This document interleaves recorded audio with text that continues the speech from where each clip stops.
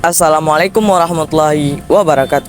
Kami dari kelompok 2 akan memaparkan materi komunikasi politik dan kelompok kepentingan yang kami siarkan langsung dari Kesbang Pol.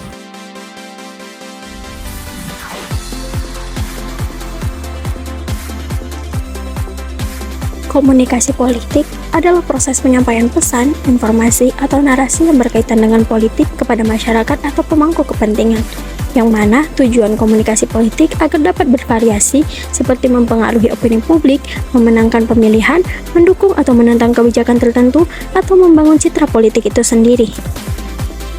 Keterkaitan antara media massa dengan politik sangat signifikan dan telah mengubah lanskap politik modern seperti hadirnya kampanye politik, penggalangan dana, pengaruh opini publik, pemantauan dan pengawasan, pemilihan dan pemungutan suara, serta aktivisme dan gerakan sosial.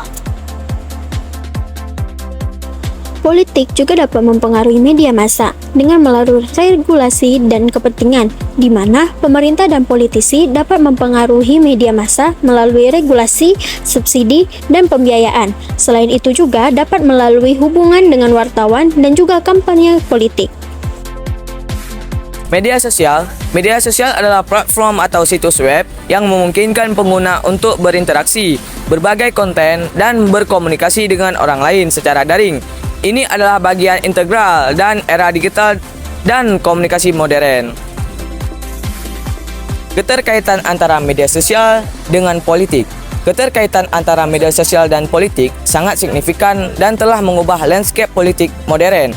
Berikut adalah beberapa aspek keterkaitan antara media sosial dengan politik. Yang pertama ada kampanye politik. Yang kedua ada penggalangan dana. Yang ketiga ada pengaruh opini politik, dan keempat pemantauan dan pengawasan, dan yang terakhir ada pemulihan dan pemungutan suara. Permusuhan media dan pemerintah adalah hubungan yang tegang atau konflik antara entitas media dan pemerintah. Hal itu dapat timbul berbagai akan seperti perbedaan pandangan, kebijakan atau praktik, tetapi dengan kebebasan pers dan transportasi. Terjadi antara media dan pemerintah. 1. Pembatasan kebebasan pers. 2. Penangkapan atau intimidasi jurnalis. 3. Pembatasan akses informasi. 4. Propaganda dan kontrol media. 5. Retorika sengit atau seni bicara. Kelompok kepentingan adalah sekelompok individu, organisasi, atau entitas yang memiliki kepentingan bersama dalam suatu isu atau tujuan tertentu, dan mereka bekerja bersama untuk mempengaruhi kebijakan, regulasi, atau tindakan yang mendukung kepentingan mereka. Kehadiran kelompok kepentingan. Kehadiran kelompok kepentingan merujuk pada peran dan pengaruh proses pengambilan keputusan, baik di tingkat pemerintah, bisnis, maupun masyarakat dengan berbagai bentuk.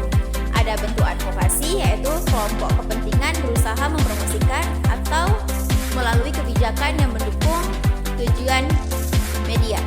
Ada bentuk kampanye, yaitu untuk memperoleh dukungan masyarakat.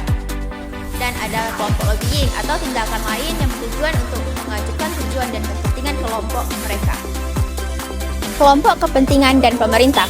Hubungan antara kelompok kepentingan dan pemerintah merupakan bagian integrasi dan proses politik dan pengambilan keputusan dalam suatu negara. Kelompok kepentingan berperan penting dalam mempengaruhi kebijakan pemerintah, sementara pemerintah memiliki tanggung jawab untuk mempertimbangkan berbagai kepentingan dalam pengambilan keputusan.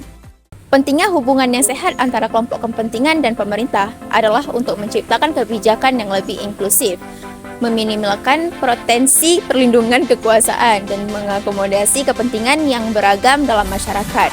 Namun perlu diingat juga bahwa terlalu banyaknya pengaruh dari kelompok kepentingan dapat menimbulkan isu-isu. Kelompok kepentingan yang efektif biasanya memiliki beberapa ciri khas. Yang pertama, ada organisasi yang kuat. Mereka memiliki struktur organisasi yang baik dan pemimpin yang mampu mengkoordinasi upaya anggotanya. Yang kedua, ada rencana strategis. Mereka memiliki rencana strategis untuk menjelaskan tujuan mereka. Dan ketiga, dukungan anggota. Anggotanya harus aktif terlibat dalam mendukung tujuan kelompoknya tersebut. Yang keempat, ada kemampuan lobby yang baik. Mereka mampu mempengaruhi masyarakat dengan argumen yang kuat. 5. Sumber daya yang cukup. Memiliki sumber daya finansial dan manusia yang memadai untuk melaksanakan rencana mereka.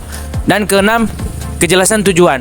Tujuan mereka terdefinisi dengan baik dan mudah dipahami. 7. Transparansi. Kelompok tersebut harus bersikap transparan tentang tujuan mereka dan sumber daya yang mereka gunakan.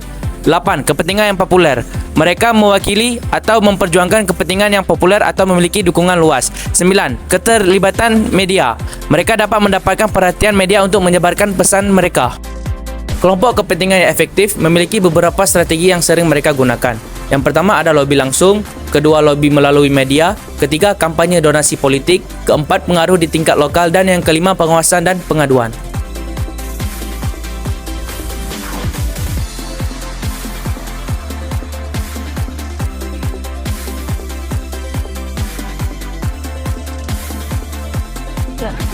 Sekian penjelasan dari kelompok kami, yaitu mengenai komunikasi politik dan kelompok kepentingan. Wassalamualaikum warahmatullahi wabarakatuh.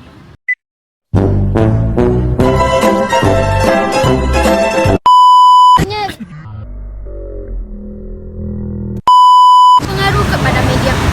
Tadi media massa, tunggu. Nanti taruh lagu Insaf lah.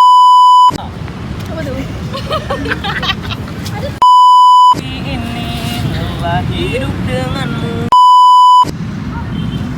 Dah.